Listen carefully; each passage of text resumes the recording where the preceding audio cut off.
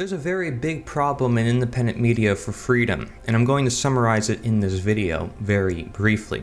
There is incessant talk about current events or the symptoms of the real problems in the world, and it is abundant in any media space of which seeks also especially a profit. And how can it not disturb the calm mind? The actual motive of most independent media, by my unfortunate conclusion, seems to be money. Their service may be sharing alternative information, but it strays away from transformation, which drops most continual independency-based monetary pursuits. That is consumerism. The Liberator 2, which is this project that I created for this video right now that you're watching, which we share so much educational material, we're always telling people different action-oriented ideas, getting to the root cause of the problem. We may be maintained among the few which will hold true to principle till the end, and if funding will be necessary, so it shall be utmost transparent. However, as mainly a one-man show of production, which is myself, it should not have to fulfill what most independent media has not done, yet in the dire situation of the world we live in, it has a moral obligation to do so.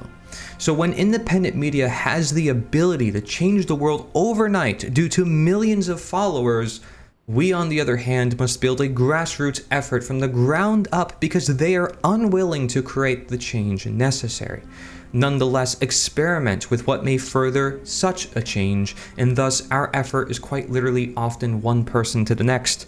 The numbers we receive are minuscule in comparison, but our passion is beyond those who flaunt or bolden their numbers, thus giving us the advantage.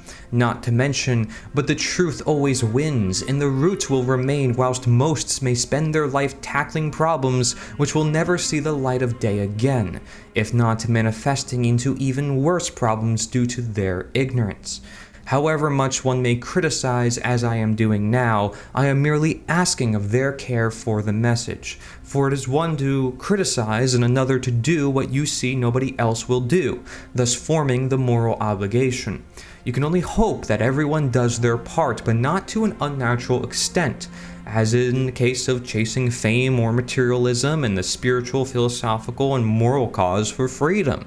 My word of advice would be to actively strategize and seek out the new, bringing in utmost public involvement, opening doors to new audiences, and being in the public eye for all to see, to both bypass censorship and penetrate the dark.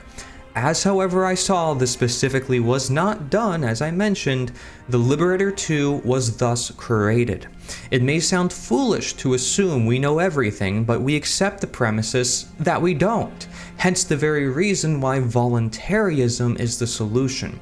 It gives credence to the open competition of solutions without the supposed need for violently imposing our will on others. Yet, how often is it that independent media even considers or mentions or knows of statism or voluntarism, political slavery or abolitionism?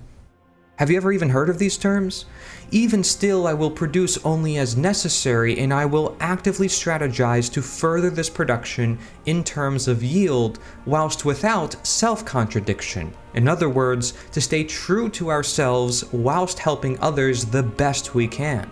We've seen so many individuals and ideas in the past shared among our present cause, yet they failed to enact their desired change, and we must know this.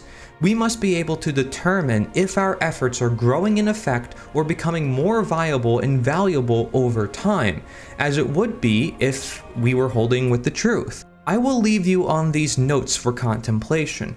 As for my last note, it would be to rely less on what is said among our own movement by others, for you are the movement. The message is the mission, and we are all merely the messengers. Again, I want you to contemplate over this very, very short article, which I added a little bit to just here in this video.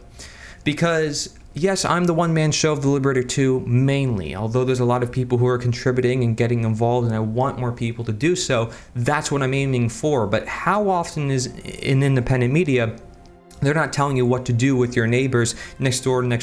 They're not telling you to grow food. They're not telling you to create action in real life, to get together, to bypass their censorship, to find the people in the dark, create movie screenings, create your own books, learn how to produce content for yourself so you're not just watching their content all the stinking time. That's what this article is saying, and it's summarizing it all very completely. Okay, so again, I have no problem with anybody making money off of their work or having a great audience. Awesome, fantastic, and there's people who've been doing it for 20, 30 years. Awesome. But I would expect things would get better, not worse in the world then. If you're reaching millions of people, if you have a higher viewership than CNN and Fox News, and you have all these people online and all these great minds, why can't you coordinate events in real life? Why can't you strategize with new ways to change the world? I don't see why that's not a possibility. The abolitionists did this back then with the invent of the printing press. And they made anti-slavery society meetings. They were unified on one cause. Is independent media unified?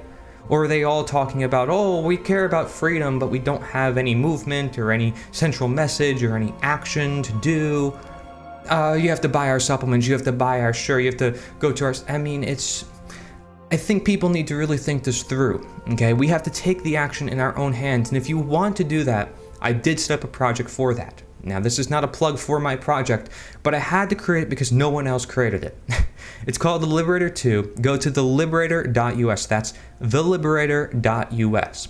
You'll see there's a quiz there. You'll see there's a sharing section. There's a networking section, an activism section. There's a truth music radio. I mean, gosh, that's easy to do. I did it myself.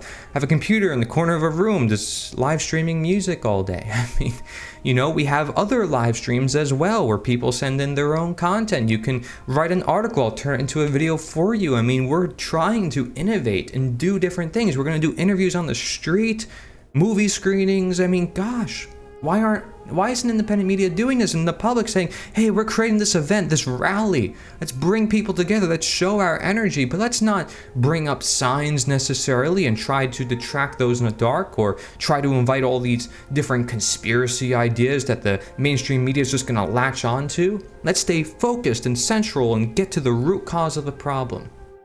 But again, independent media does not know about statism or voluntarism. They probably don't even know that the Jones Plantation movie was just released.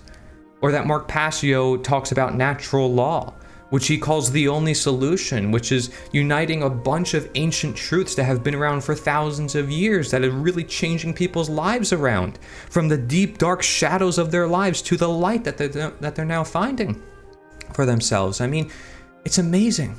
I talk to them, I interview them. And their life has been transformed, and now they're producing content and they're transforming other people's lives. But how often are there people in independent media who are just watching videos? And that's it. We got to start doing something, and I encourage you to join me in this effort. It's totally free. I do this completely for free and educational. Don't know how long I could do it for free, but like I said, I will be transparent if I need to make money for it. Thank you guys for watching. Again, go to theliberator.us. That's theliberator.us. Take care.